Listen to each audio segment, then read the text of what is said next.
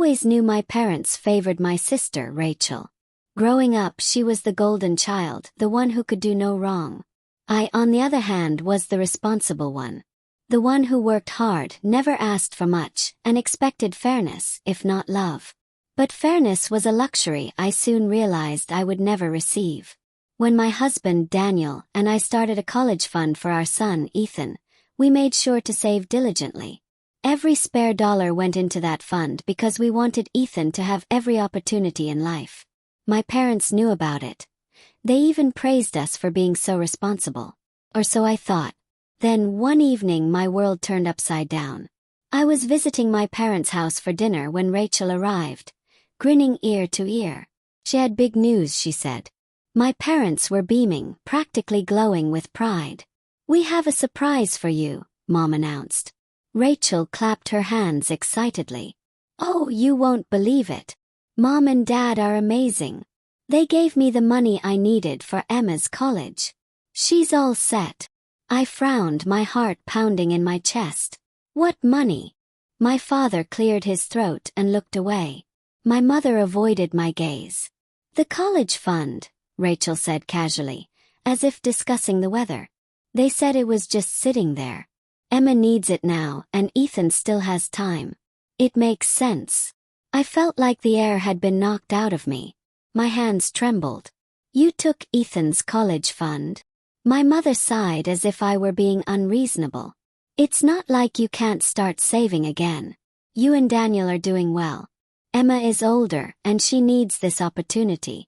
You understand, don't you?" Understand.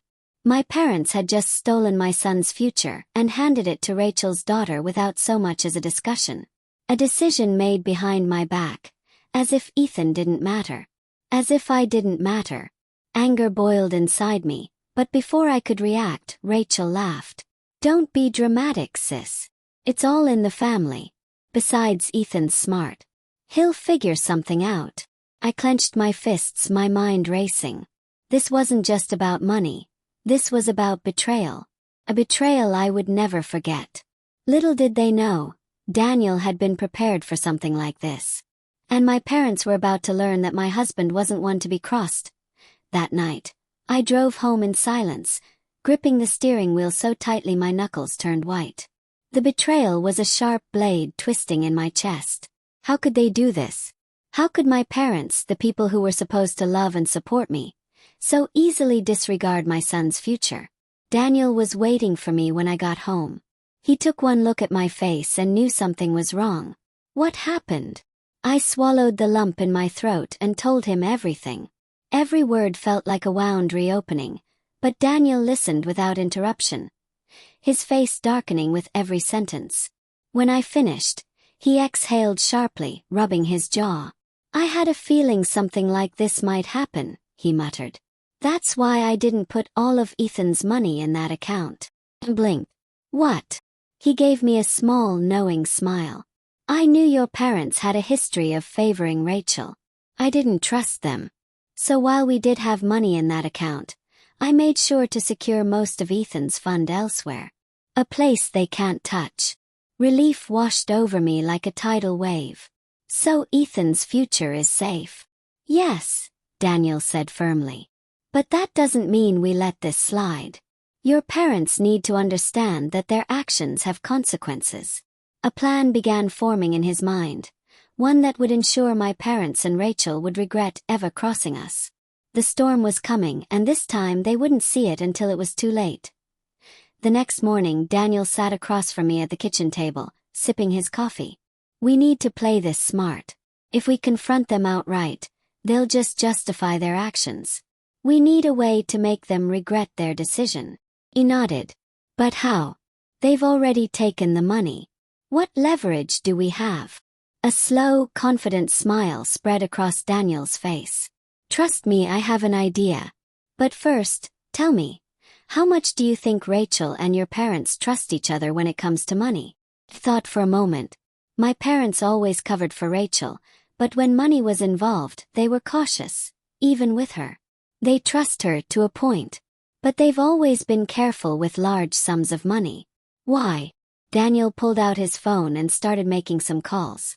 Because we're going to show them just how fragile that trust really is. Later that afternoon, Daniel reached out to an old friend, one who worked in financial consulting. With a little digging, we learned something interesting. Rachel and her husband, Greg, were drowning in debt. The money my parents gave them wouldn't even be enough to cover all their problems. Daniel smirked. What do you think Rachel will do when she realizes it's not enough? I felt a slow burn of satisfaction. She'll ask for more. Exactly. And that's when the real trouble starts. Because your parents don't have more to give. At least, not without putting themselves in financial jeopardy. As we pieced together our plan, I realized something. I wasn't just angry anymore. I was ready. Ready to fight back, not with rage but with strategy. And when the dust settled, my parents and Rachel would finally see what it felt like to be betrayed.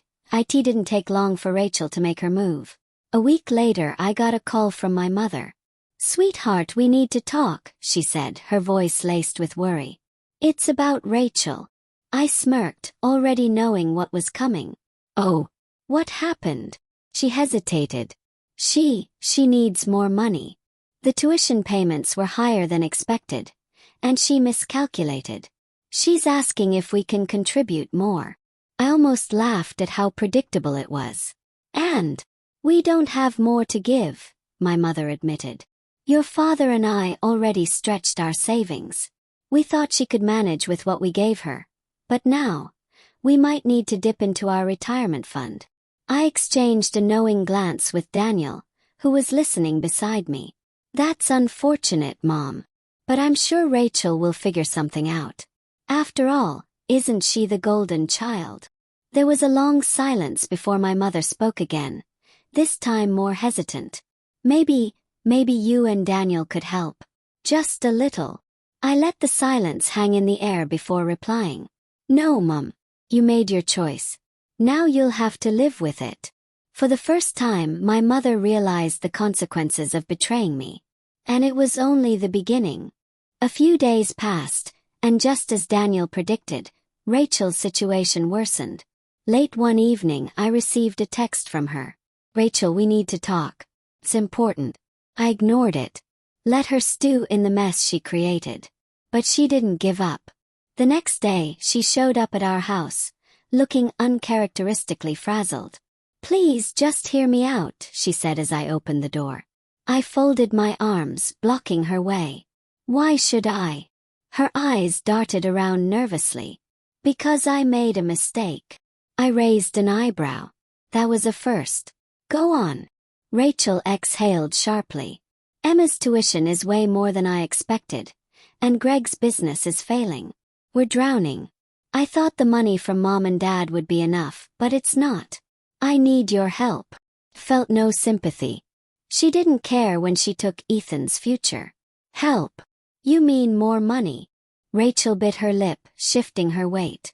I was thinking, maybe a loan. "I'll pay you back, I swear." A bitter laugh escaped me. "Oh, like how you swore you'd never need help. Or how you took Ethan's college fund without a second thought." Rachel's face crumpled. "I know I messed up. I was desperate. But you and Daniel have always been so stable. You don't understand what it's like to struggle." I clenched my fists, holding back my anger. "Struggle? You mean like when Daniel and I worked extra jobs to save for Ethan? Or how we sacrificed vacations and luxuries while you lived off Mom and Dad's generosity?" She had no response. I shook my head. "You made your choices, Rachel. You'll have to deal with them. We're done here." As I shut the door in her face, Daniel wrapped his arms around me. "She'll learn," he murmured. "They all will." Little did we know, things were about to get even worse for Rachel. And for my parents. Rachel didn't stop at just asking me for money. She went back to my parents, pleading for more. But they had already drained their savings for her. And when my father hesitated to dip into their retirement fund, Rachel's true nature came out. I got a call from my mother late one night. Her voice was shaky. "Rachel is furious. She's saying horrible things. She thinks we betrayed her." I sighed, not surprised. "Oh, so now she understands betrayal." My mother hesitated, but she didn't argue. She's demanding we take out a loan. She says if we love her, we'll do whatever it takes. And what do you plan to do? I asked, already knowing the answer. We can't just abandon her, my mother whispered. I shook my head. You already abandoned someone. You abandoned Ethan. She had no words. The next day, Daniel and I heard the news. Rachel had taken matters into her own hands. She applied for private loans without Greg's knowledge, trying to salvage her situation. But her credit was already a disaster, and when Greg found out, it triggered the final straw in their marriage. Greg left. Rachel was now alone, drowning in debt, with no one to bail her out. And my parents, they had sacrificed everything for their golden child, only to realize she would take and take until there was nothing left. They thought they could rewrite the rules of fairness in our family. But life had a way of settling the score. Rachel's world was crumbling faster than she could hold it together. With Greg gone, she was left to deal with their mountain of debt alone. The banks refused her loan applications, and the tuition payments she thought she had covered were suddenly due. Desperate, she did something I never expected. She called Ethan. My son came to me, confused and upset. Mom, Aunt Rachel called me. She asked if I could take out a student loan to help Emma. Froze. The audacity of her request made my blood boil. She asked you to take on debt for her daughter? Ethan nodded. She said since I have time before college, I could take a loan now and she'd help me later. I laughed bitterly. Help you later. The same way she promised to pay back Mom and Dad. The same way she swore she wouldn't need anything else. Ethan was smart. He shook his head. I told her no. I told her that if her daughter needed help, she should figure it out like you and Dad did. Pride swelled in my chest. My son had more sense than my parents ever did. Rachel, of course, wasn't done. When she realized Ethan wouldn't help, she turned to my parents again, demanding they mortgage their home. This time my father put his foot down. Rachel, we have nothing left. We can't help you anymore. Rachel's voice, sharp and cold, cut through the air. So you're just going to let me and Emma suffer? We gave you everything, my mother whispered. And it still wasn't enough. Rachel stormed out, slamming the door behind her. For the first time in their lives, my parents were forced to see the truth. Their golden child wasn't grateful, she was entitled. And now they had nothing left to give. As for me, I had my husband, my son, and the security we built together. I wasn't the one left struggling. With Rachel cut off and my parents finally realizing the truth, Daniel decided it was time for the final blow. Not out of revenge, but to make sure they would never try to manipulate us again. One evening, as we sat on the porch, Daniel leaned back in his chair and smirked. It's time to let your parents in on something they never considered. I raised an eyebrow. What's that? He pulled out some papers and handed them to me. This is Ethan's real college fund. The one I protected from your family. My eyes widened as I scanned the documents. The investments had grown significantly over the years. Ethan wasn't just going to have enough for college. He was going to have options. Daniel continued. We're making it clear to your parents that Ethan's future was never theirs to control. And we're going to let them know just how much they lost by choosing Rachel. The next day we invited my parents over. They came reluctantly, looking weary from the chaos Rachel had caused. Once they sat down, Daniel laid out the documents on the table. This, he said calmly, is the real college fund we set up for Ethan. Their eyes widened. My mother gasped. You mean? Yes, I said, meeting their gaze. While you were busy giving away the money meant for Ethan, we made sure he was still taken care of. Unlike you, we actually thought ahead. My father swallowed hard, shame flickering in his expression. We didn't know. Daniel's voice was firm. That's the problem. You never thought about what you were doing. You just assumed you could take from us without consequences. My mother looked down, guilt washing over her face. We only wanted to help Rachel. I shook my head. No. You wanted to save her at Ethan's expense. And look where it got you. Rachel still wants more. And now you have nothing left. There was nothing left to say. For the first time, my parents had to sit in the mess they created. They had sacrificed everything for Rachel, only to end up with a daughter who saw them as nothing more than an ATM. Meanwhile, my family was stronger than ever. Ethan's future was secure. And Daniel had made sure we would never be taken advantage of again.